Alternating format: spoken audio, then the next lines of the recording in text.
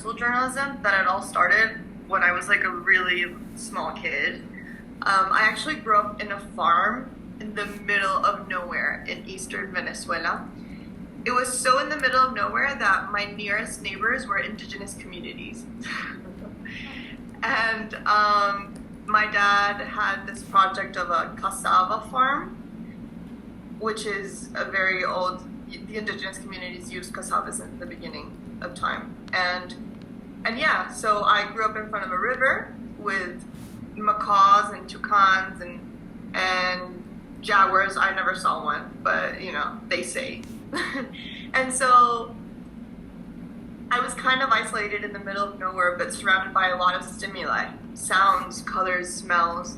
And so that really helped me grow a very, you know, keen curiosity. I loved climbing trees so that I could see the scale from above, but I also loved going into like the light bulbs and seeing what kind of insects would be drawn to the light, you know? So I realized that at different scales, you got to see different patterns of life on Earth. And that stayed with me throughout my life, I guess, mainly the curiosity, which I find to be key for every single profession that you do, and leadership, and you know, just being an engaged citizen. So we left when Chavez arose to power in 1999 and moved to the city. And I went to this like Catholic all-girls school, which was really great, and there were two trees, and the rest was concrete. It felt like a prison. And then I changed schools to like a really creative, holistic sort of space, and it was right at the bottom of the Avila mountain, which is our northern border. It's filled with very dense forests. So, you know, back home, I guess, in a way. And so, yeah, that really did shape me and change the way I saw the world. And my family is also really adventurous. So for the holidays, we would go on expeditions into the mountains and canoeing trips and stuff like that. We love nature and getting, you know, muddy and sort of finding peace in disconnection. Mm-hmm. So that stayed with me as well. And to me, nature remains to be the biggest refuge and source of peace and knowledge out there, honestly. It keeps me sane. It really does. I think one of my favorite trips ever in life, when I was like 22, I went with a group of 4 friends in a really small Corolla through the western United States, all through national parks, and we would just camp out, and it was amazing. Did you get into like photography or videography during your childhood, or was that later on? Well, I have photography from both sides of my family. So my dad used to have a darkroom in his home when he was a teenager. And he actually bought me my first camera when I was like 14, 15 as a Christmas present. And that's where it all started. And also on my mom's side, my grandfather loved photography. I have this really old Leica that he handed me down that's really precious to me. And so if you combine sort of that way of seeing the world that I learned growing up in the farm, where you get really close to things and magnify them, but also sort of try to find different scales at which to identify patterns, and you put a machine on top of that mediates that relationship, that's photography to me, you know? It's a mediation between the world and its scales, I guess. Yeah, that's a very interesting way to think about it. And then we could maybe move to your time at Lawrenceville. So just describe the basics, like what house you're in, why did you apply, like how did it feel coming to, I assume you boarded, and then what grade did you come in, just like some basic questions.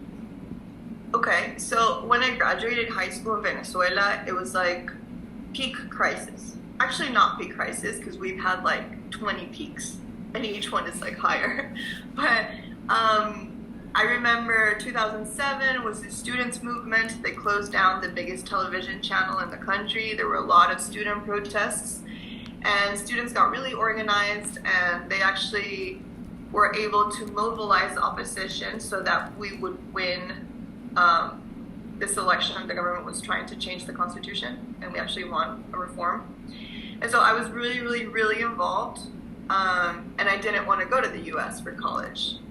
But in my family, my dad has really worked hard through the crisis, because it's been really tough, to trying to provide the best educational possibilities out there, and that included going to college in the U.S.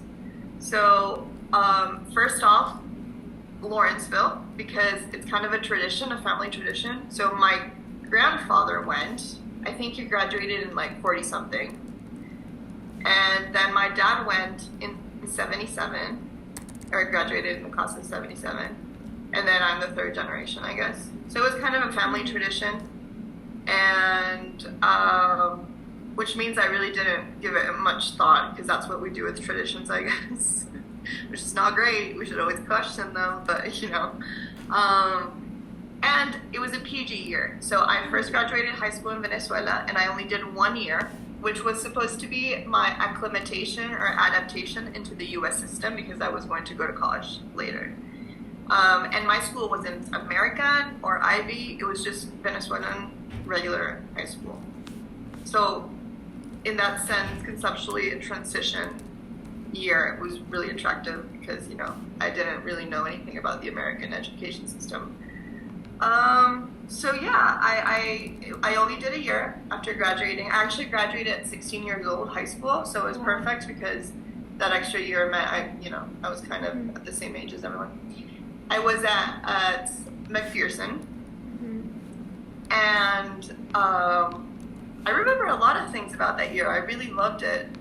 I really did. I remember my friends a lot. I remember a lot of classes. Like, I remember African Studies with Dillo. I remember a lot of spiritual,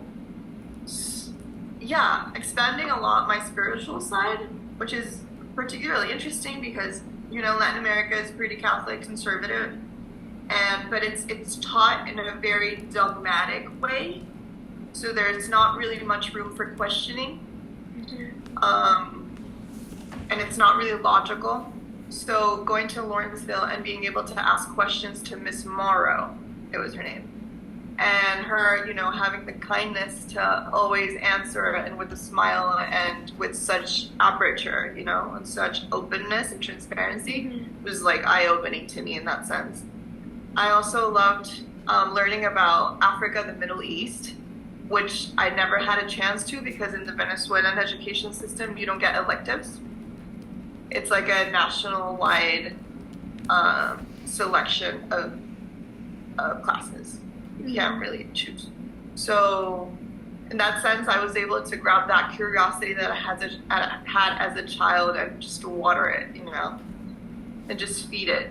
And that was amazing. And it made me really happy, because it made me realize just how much potential the education system has there for people that are hungry to learn, I also loved my writing classes. They were life-changing as well. I'm trying to remember the name of the teacher. He's really old, and he actually taught my dad. I had been hearing about him for years, because my dad would never stop talking about him and how he changed my dad's life or whatever. And my dad went on one alumni weekend, and obviously the teacher didn't remember him, but to him it was life-changing. He taught me a new way to, a new approximation, I guess, to reading and writing. I loved the Harkness tables discussions. I wasn't really exposed to that in Venezuela, of that methodology, and it really was nurturing to understand that you can definitely have discussions with people that have different points of view, and everyone can hear each other, And one thing that I remember a lot is the trees, and just how beautiful the campus is. I loved autumn. Oh my God. Yeah, it's so pretty. Just walking around, it was beautiful. And the library, the Bun Library. Yeah. I used to go a lot and study there. And I remember always wanting to find tables near the windows. I think if I were to sum it up, it was just a place where I was able to nurture a lot of curiosity, and I left a lot of fear behind for speaking up. I've always been really like opinionated and sort of like if I see something that I feel like it's not right, I'll say something. But like it really did help me articulate my thoughts better in a more systematic and organized way, and I'm thankful for everything, honestly. Can you just describe maybe any like clubs or activities that you participated in on campus? I was in a photography club. I know that. Like, how did your experience at Lawrenceville influence what you decided to do next? Did you do anything with journalism or environmental projects on campus? I'm getting a little bit ahead, but I ended up actually studying economic development, so IR with a focus on economic development, and then my minor was journalism. Okay. So Lawrenceville, I guess, influenced me in a way where it made me more confident to be able to write in English, because I learned English via private teacher here at home. Mm-hmm. The level of English in the academic system here in Venezuela is really poor. So I had to rely on watching. My mom would only put TV in English. That's another thing. I would watch like American Disney and American Nickelodeon and all of that, and that really did help me learn how to speak English. That was it. Like that was it for me. It still sort of made me feel more comfortable with writing in English, and so that helped me with journalism. And IR, I will never forget Dillo's class on African Studies. It really did give me a different framework to understand development, and how history and economics and institutions and culture all influence economic development. So before I was actually going to study political science, and then Lawrenceville actually helped me to choose IR instead, because I really became much more interested in economics and development while I was there. I had this underlying interest in the environment, but it really was very like subconscious, Mm-hmm. I loved nature and it was a refuge to me, but I really didn't consider doing professional or making professional decisions around it until I started doing journalism and I realized that I was passionate about writing about those topics. Mm-hmm. IR helped me because it led me to understand sustainability as a concept and just how horizontal and fundamental the environment is for the economic development of a country. So that's sort of all narrowed down into environmental journalism. But before that point where I was already like working, I really didn't choose the environment. It was part of me. Mm-hmm. It just wasn't obvious. When I was in high school and like primary school, I had this one teacher who taught biology here in Venezuela, who had the most like insane classes. Like we would start talking about eggs and we would end the conversation in talking about black holes and the universe and metaphysics. Like his train of thoughts, just asking question after question, were like such a world that I sort of fell in love with biology as well. I remember in recess, while everyone else was playing, I would go to his office to talk about biology. And for different reasons, I think a part of it now I can say that is cultural. As a woman in Latin America, I never considered going into biology. I thought that I wasn't any good, and I didn't see any professional, I guess, options available for me. But looking back, I really wish I did, because I love biology with all my heart. Like it's a fundamental part of what I do today, and I'm really considering doing my master's degree in biology. What drove me to return to Venezuela? I always knew I was coming back. It's one of those things where I don't know how many people experience it, especially nowadays living in a globalized world and having so much mobility, but like I belong so profoundly here that I cannot imagine any other horizon other than this. Like, to me, things make sense here, and it's where I feel like I'm the most useful, and it's where I feel like I owe my time and my work to. you know? Like growing up in that farm, I saw so much contrast. Like the neighboring communities, besides the indigenous people, were so poor and rural and had no access to internet, and people had such little opportunities. And I think that's why, in the end, I decided to study like economic development, because I really could not wrap my head around the fact that these contrasts existed and they were just out there in front of everyone, and they made no logical sense to me. So Venezuela is a place where things make sense to me, and where they have meaning, and where they have depth, and where I feel like I belong, and where I feel like the things I do might matter a little bit, you know? Mm-hmm. So as soon as I grabbed my airplane out, I knew that I was coming back as soon as I could. As an international student, you get to have a student visa that gives you an OPT, which is, I think, optional professional training, I think, which is this 1 year inside your student visa after you graduate where you can work in the US. And I didn't even apply for it. Like, I knew that I didn't even want it. Like, I just wanted to go back home as soon as I could, because I already knew what I wanted to do, you know?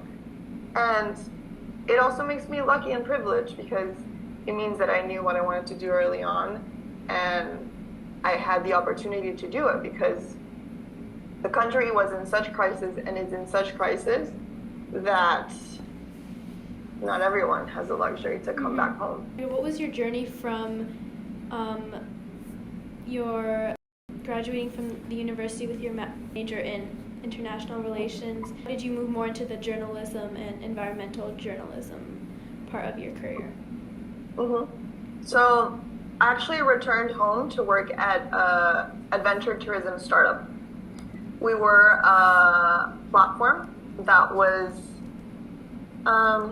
filling the gap for touristic operators, because most touristic operators here are sort of in the middle of nowhere. They're great at operating and, you know, guiding tourists through really rough terrain and mountain guides and stuff, but they suck at the technology part of it. So at, you know, receiving reservations and payments and marketing and sort of contacting people, because sometimes they don't even have cell reception.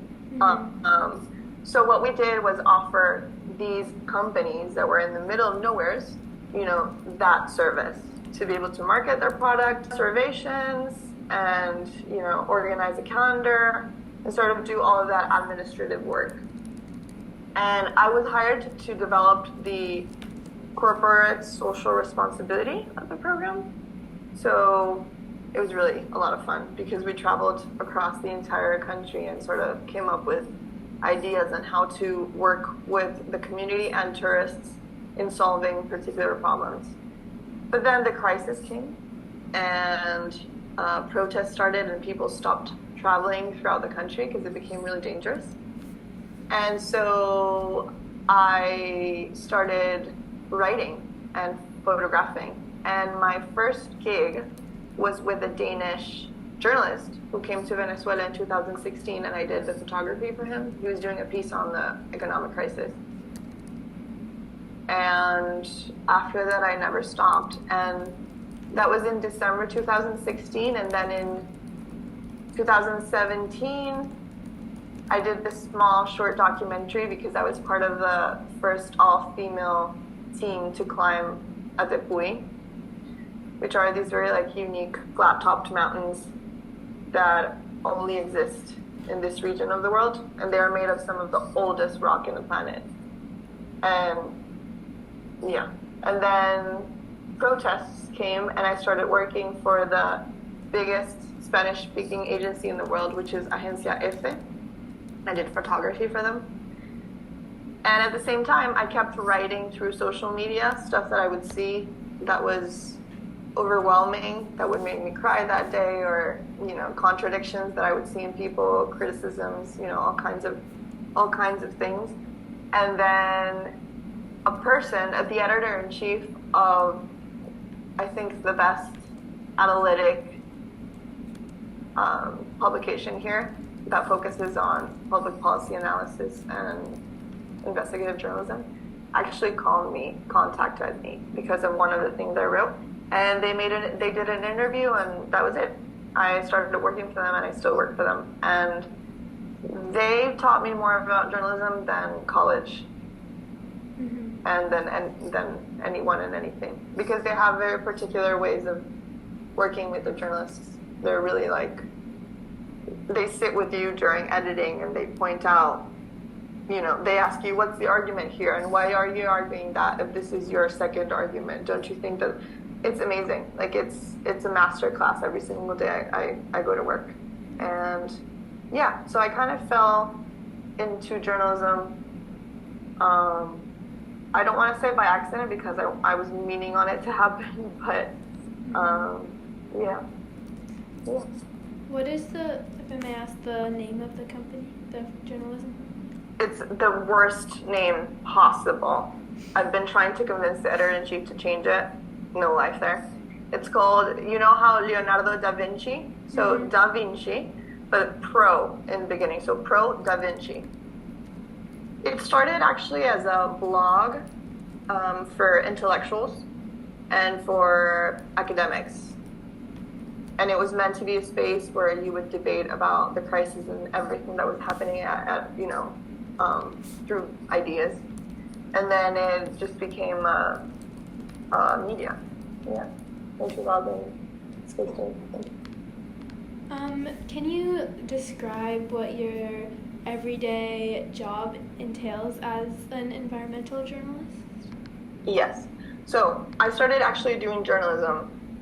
Okay, I'll tell you this brief story because this is like where it all started. Started working at Pro Da Vinci, and I came from covering the protests every single day, running around from the guards, wearing gas masks, anti-bullet vests. Like, it was insane. And I had that for like 5-6 months. And after that, I went straight into an office from 9 to 5. It was such a huge contrast that I was losing my mind after the first month. Like, I was crawling the walls. I needed to get outside, and I missed the adrenaline. So I'm a mountaineer. I love climbing mountains. And I kept thinking to myself, okay, you need to get out of the office. Let's come up with a story that you can actually go cover in the mountains. So I remember reading this piece by The Economist in 2016 about Venezuela being one of the first countries that would lose all its glaciers. And I actually unshelved that and went to my editor and told him, hey, so there's this story, and I think I'm going to go 2 weeks into the Andes, and I'm going to climb mountains, and I'll get this story for you. And that's how it all started. And I didn't even do it on purpose, but it was my first environmental piece. The story actually did really well. It's a 45-minute read, and it was like top 5 in the history of the media, like most read pieces. Wow. And it got transformed into a podcast by NPR. And yeah, it was fun. We did photography, data visualization, drone, text, and yeah, it was a combination of a lot of different formats and content.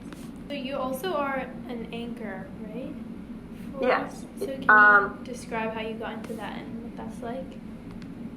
So because of my environmental work I got contacted by this Deutsche Welle or DW program called Fuerza Latina, Latin Strength, that does profiles on Latin American women throughout the continent that are doing or reshaping the continent, either by leading in their professional fields or by doing something differently or by advocacy, whatever. And so they interviewed me, I think, in 2021, and I was a character. And I guess I had a really good chemistry with the leading anchor that created the show, and she needed a new set of hands because her partner in that program hadn't been able during the pandemic to really go outside because she's Cuban and she's a Cuban dissident.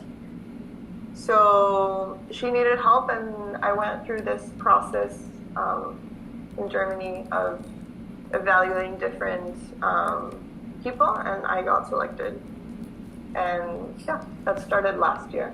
And I'm still trying to balance my investigative journalism with that, which has been quite a challenge, but I'm getting there. Cool. So what does the day-to-day look like for you? Is it a lot of traveling, going out to the fields, collecting data, things like that? Since I started at DW, it's been a lot of traveling, which is really exhausting because Venezuela has very few airlines coming in and out for several reasons. So we're really isolated.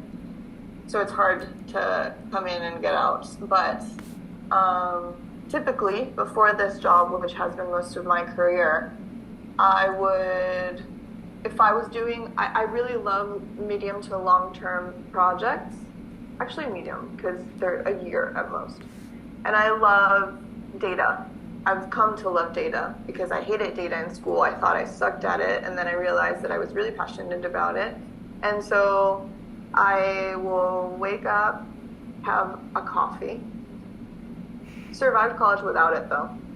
Just discovered it 3 years ago. Life-changing. Recommend it. And yeah, I'll spend the day either analyzing a data set. I'm now working with geographic information systems, so I do a lot of geographic analysis. So I'll analyze the data set with my prompts and my questions on one side, trying to understand if my hypothesis is correct, trying to find outliers. I'll zoom in into satellite imagery to see if I can detect something interesting.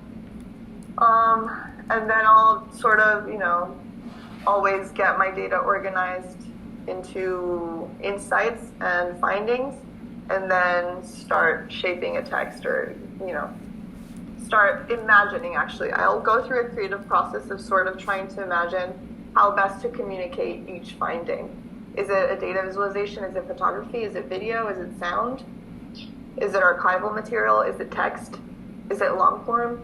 Is it explanatory journalism? So I love having this arsenal of different tools or formats that I can use to communicate. Because nowadays, if you look at the landscape and the people that are consuming the news, we do it through our phones, through social media. So I think that today any journalist has to be able to handle and to know its way around all tools and all formats. How exactly do you think combining photography, videography, or data, the writing, sometimes it's more like story-like or factual, how do you use all of it together to write engaging articles that shed light on issues that need to be addressed? Okay, so first you have to imagine the piece as a product, not as an actual text, as a product, which gives you a lot of leeway and freedom into giving it, a mixture of things or just one of them. But the primordial thing is to envision the audience at first and to ask yourself, who is this product for? How is that person going to read it? Is it at the end of the day when they're really tired coming out of work? Is it in the morning commute? Is it while they're exercising or whatever? So, asking yourself a lot of these questions as to who is going to consume that product.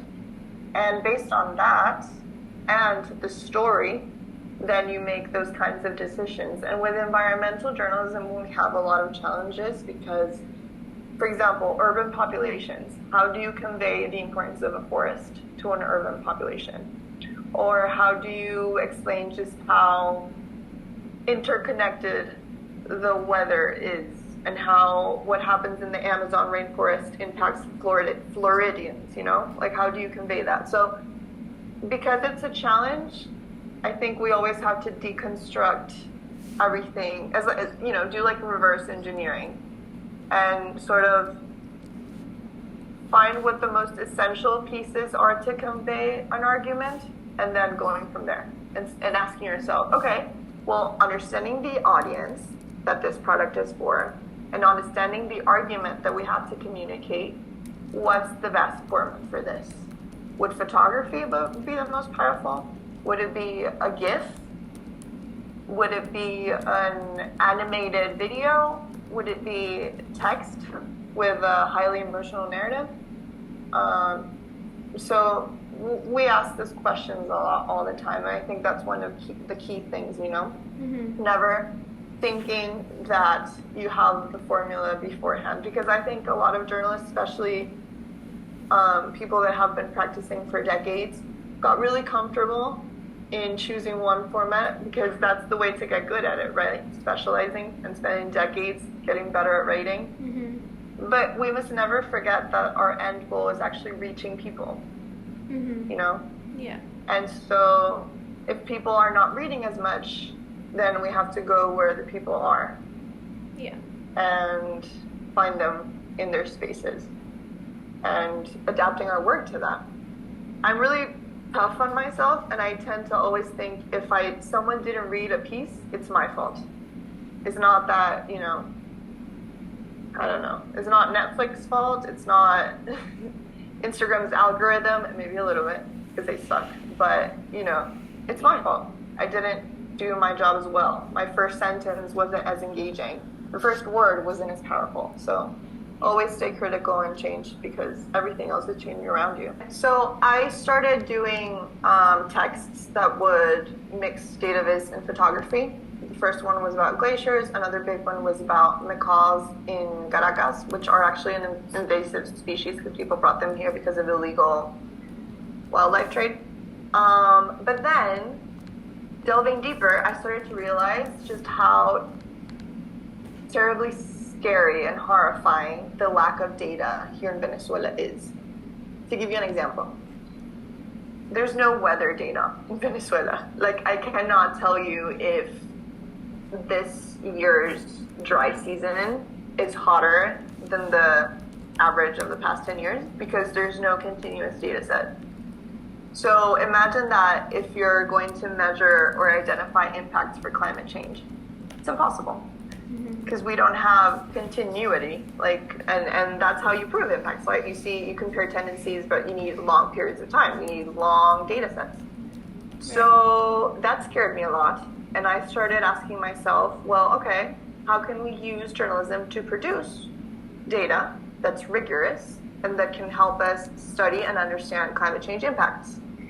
And so because I have this sort of regret of not going into biology, and because of Da Vinci's way to approximate into topics, which is through experts in academia and scientists, I started working together with a lot of scientists, and we actually started developing new methodologies together that merge academia and science and journalism. So that's what I did for the last big project that we did. We wanted to understand what was happening with wildfires in protected areas, because obviously there's no data on it. Not by our National Park Service, not by the government. So, you know, you can be driving in your car and you can see a huge plume of smoke inside of National Park, and there's no way of knowing anything about it. You know, if one year there's more fire than other, nothing. So, with the help of experts, we identified this database by NASA that had 20 years of data of hotspots in the entire territory. And by collaborating together, we were able to sort of invent or reinvent this methodology that allowed us to get basically the location and the evolution of every single wildfire detected by satellites in the past 20 years in all protected areas in Venezuela. So it really showed us just how productive the collaboration between scientists and journalists can be. And it sort of was surprising because it meant that we now had data on an environmental impact of climate change, an environmental problem that has, you know, consequences for the health of all the country.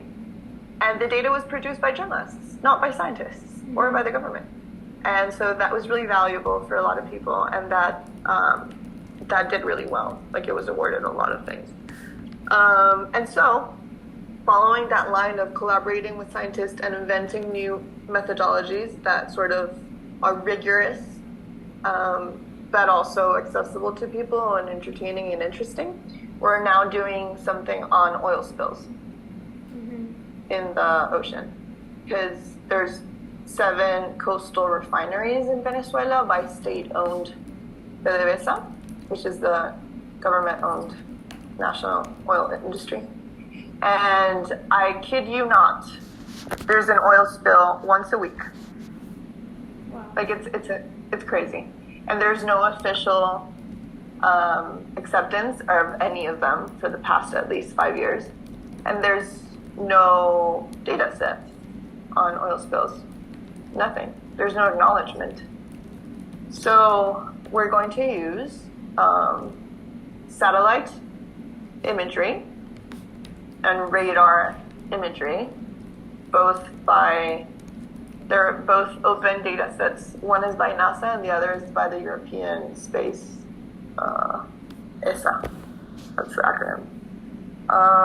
And we're using a scientific methodology that involves a little bit of AI, but mostly just geographic information systems to actually measure each spill. And so we'll be able to not only provide rigorous evidence of what PDVSA is doing to the Caribbean Sea, but also give you an estimate of how many barrels of oil they will be releasing into the ocean. So hopefully, in the future or now, somebody can do that with that information and make this accountable. That's really interesting. What drives you to do your work? What do you think makes it important? I guess what drives me is a profound love for what keeps us alive in this planet, which is just plain and simple nature. It's the weather, it's the forests, it's the water, it's animals, it's trees, it's everything around us that keeps us here. So to me, it's like a no-brainer. If that doesn't exist or it changes in a significant way, so will our life. Mm-hmm. And so I think it's really unfair that we were handed this problem from past generations. And I think it's a duty that we actually do change the course so that this planet remains habitable for next generations of our species. And just love for everything around. Like, I wish you could see it, but from my window I can see Avila, the mountain I'm telling you, that's like symbolizes the north, because it's in the north. On the other side, it's actually the Caribbean Sea, so it's beautiful. If you hike up to the summit, you're walking and you see the city on one side and the ocean on the other. It's the most beautiful thing. And so, it's doing something for the place you love and for the refuge that keeps you sane, and it can't talk, so it relies on us. And also I think it has to do with development. In Venezuela, if we deplete our natural resources, it's going to mean that we will have a less equal country with less opportunities for development for people.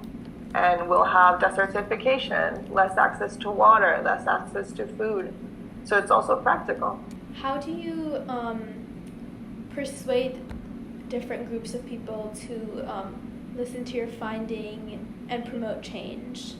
What are ways that you write so that everyone can understand something that may be more technical or science-based and create empathy for the causes you're advocating for? That's a great question. And I think that's the question that everybody asks themselves in this line of work. And I think it has to do with emotion. It's proven over and over again that numbers do not generate cognitive change. Emotions do. So the challenge is always trying to find emotional narratives that strike a chord in someone. That's the only way that things will change. So how I do it, well, it's a tough one because each case is different, but I always try to find ways in which people can relate to topics, even if they seem far away or foreign or irrelevant. I'll give you the example about the glacier story. So, last glacier, first country to lose all of them, alarm for the rest of the Andes. But that wasn't enough, right? So, coincidentally, when I was actually going into archives that were about to be thrown away, because we have a terrible problem with our archives, they're dying everywhere, libraries, terrible, whatever. I actually found a photograph of someone that looked familiar, And I kept zooming into the photograph that was printed in black and white of this skiing tournament that happened in the 60s atop of like the glacier. It was the highest ski tournament in the history of the world. And it was actually my grandfather. Wow. And he died when my dad was 16, so obviously I didn't get to meet him. And he's like this important presence in the family because my dad's family changed radically after his death. And so, and it's so painful for my dad to talk about it that he cries, and so we never talk about it. And so here's this story about this faraway piece of ice in the middle of nowhere that nobody can see, that nobody depends on, that connected me to my grandfather, who sort of was lost in history just like the glacier. So I used that and I put it into the story, and it ended up being a story about how the world changing means that we are sort of losing our forefathers, which sounds weird, but it was really effective. And that's the thing, that's always the challenge, trying to find what inside each topic will strike a chord inside people. Is it a lost family member? Is it an animal that they love? Is it a site they love? What is it? And I find that it helps a lot just to ask. I do this a lot with my works. Like every time I'm producing something, I'll ask friends, like, if you were going to read something about this topic, what would you ask? Or what would you want to know? And I start a conversation. And so that's sort of like my market research, I guess. And it does help a lot. Any advice you have for students at Lawrenceville, either in the Sustainability Council looking to spread awareness, or you who want to go into the media and journalism? Mm-hmm. Climate change is really hard to report on because it's really technical. Mm-hmm. So if you want to go into environmental journalism, specialize. Learn how to read an academic paper, develop relationships with scientists and people that are close to science that can actually like deconstruct and explain these topics to you. But always remain curious and humble. Just know that you know nothing. It doesn't matter how deep you go, you still know nothing. Which means, always keep trying to understand everything to its core. Environmental science is different from other kinds of beats because it does require a lot of specific knowledge. There's a lot of people that actually will study a science first and then learn how to write, and that's how a lot of today's best environmental journalists have come to. They actually come from science. But there's no perfect formula, actually. It really does depend on each person's path. But just know that it's very technical and you will have to specialize. But that's part of the pleasure of it and the beauty of it, that there's always new things to learn and you have to always delve deeper. So that's one thing. The other is keep it upbeat. There's a lot of apocalyptic messages out there, and it's proven that it does not mobilize people. It shuns people and it disarms people because they feel defeated already. So find the silver linings. Solution journalism is up and coming, it's rising, and it's proving to be a very interesting alternative. And I think another piece of advice would be to go local. If we talk about these big themes, that are world, the scale is really hard to grasp. And that's one of the challenges of conveying climate change. The scale in time and also the scale in size. So scales are important. Try to fill that gap and go hyper-local. So ask what your community wants to learn about, what you're curious about. Use your family, ask them questions. Stay close to the audience always, and you will find what people care about. And that's going to help you along the way, because half of the road or half of the opening for that story is already there. Like if you're able to pick up on things that people care about, then they'll be more open to care more about them. So that's always an easy way in. And collaborate. That's another big one. Collaborate with other journalists in other countries. Collaborate with people that are specialized in other disciplines that are adjacent to what you're doing. We were taught in Puerto Vinci to use our hobbies to inspire our work. If you like cinema, if you love the Avengers, if you like music, use that. Use the narrative structure of the Avengers to do something. Use the way in which you strategize your run, if you like writing. Like, use your hobbies. Use your friends. Use the people near you, always. And what else? And also, take care of your mental health. Because doing environmental and climate change related journalism takes a toll. It's hard, it's heavy, and it's dark sometimes. Yeah. So take care of your mental health and do something that you love and be with the people that you love and stay okay so that you can do a great job. I think that's it. Can you describe how you came to love hiking and mountaineering? Yes. I like talking about this because it leads me to talk about mental health. I actually went through a really tough depression in university while I was at BU. It had to do with our family, our farm got expropriated by the government, and it was really a tough time. A lot was happening. Essentially, I was losing my home while being away from home. And yeah, so I was really sad, and it was hard. And the mountains saved me. They were my therapy and my church and my meditation space, and they were everything. First mountain I did was like in 2013. We climbed the second biggest peak in Venezuela, and I never stopped after that. It really does save me, and I should not underestimate that. It saves me. It brings me so much clarity of mind and so much peace, and it's exercise, so you get endorphins, which is always great. And so that's my reason for doing mountaineering. I've come to love it, and it's an essential part of who I am and of my everyday life. And so because of that, I do a lot of it, and we've done 2 really cool expeditions. The first one was this climate expedition, where we're the first all-women team. And then the second one is that we actually,